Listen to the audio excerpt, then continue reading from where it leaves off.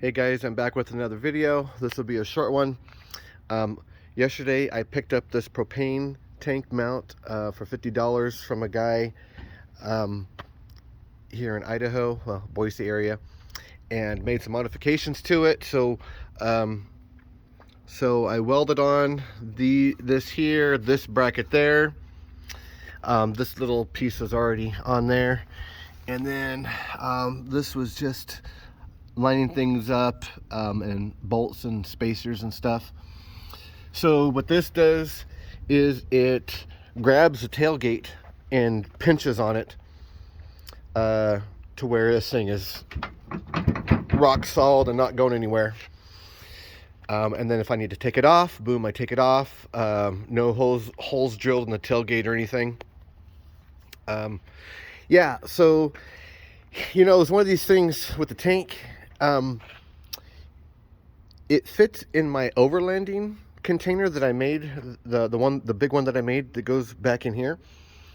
But the problem is that it has to lay down, and it would fit. And I had made a post in a group about that, and then I had a couple people were like, hey, you can't be transporting the propane tanks lying down like that. They need to stay vertical, which I had no clue of. And then I looked it up and read into it, and yeah, you're supposed to keep them upright like this. Now, obviously, there will be people that are like, oh, well, what about the ones in the, they put them in the back of pickup trucks, and what about the ones for forklifts? Well, correct, but I'm sure those things are designed differently. They're designed to be laying down and not like this. So anyways, because of that, it, like I said, it no longer fits standing up in my overlanding container. And now I could have gotten more of a pancake style, so it's the same diameter, but it's this is like a 16.6, whereas the other ones are 11. And now that height on those actually will fit upright in my container. But literally, like, I took a picture of it over at D&B Supply. I take pictures of things that were there in my phone, and I remember things where they were, stuff like that. And it was literally $60. I go in last week because I was going to just go and buy it and then sell this one, and $100 in less than 2 months. They went from $60 to $100. And it's like, okay, this is no longer COVID related, because like I said, the price just went up. Like it's corporate gouging. Now, it might not be D&B that's doing the corporate gouging, but whoever they're getting them from, it's just like the fuel. I was reading an article just last week about here in Idaho, and the wholesale price for gas was like $3.93, or right around $3.90, and it was still being sold for over $5. And it's like, okay, like I understand that, in this world we all need to make money. That's why we're in business.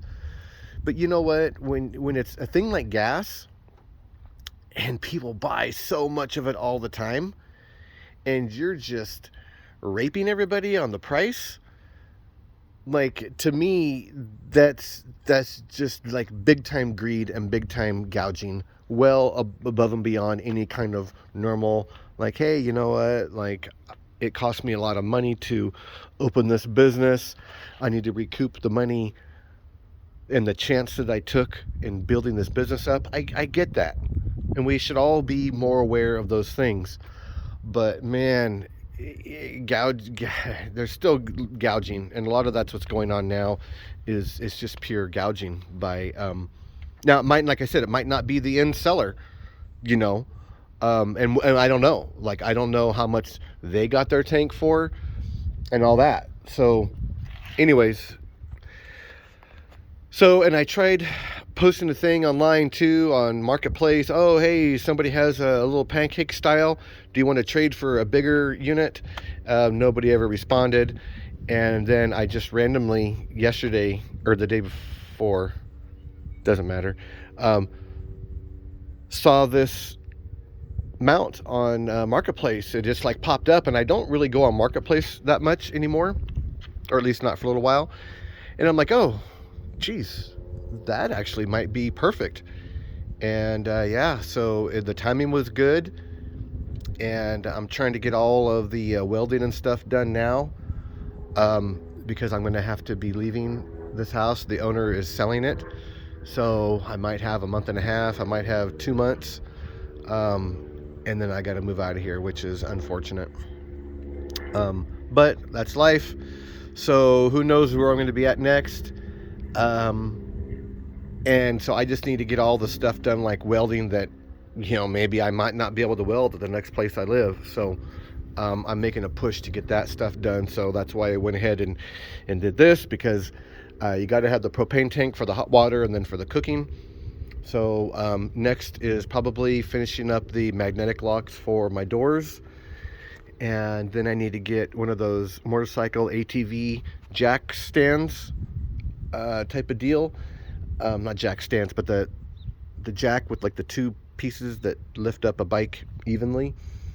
I think that's going to be my best bet for doing the bumper, so I can get it to the right height. So obviously I'll build like a little platform that'll get it up to the general area I need it, and then I can fine tune the position of it with the jack. So that's probably how things are going to go. It'll be the magnetic locks on my doors, that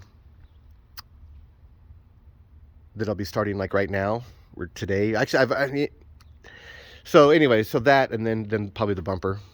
And I think there's one other thing I'm going to need to weld, and then I'm probably done with all the welding, unless it's some stuff for the interior. So, but that'll just have to.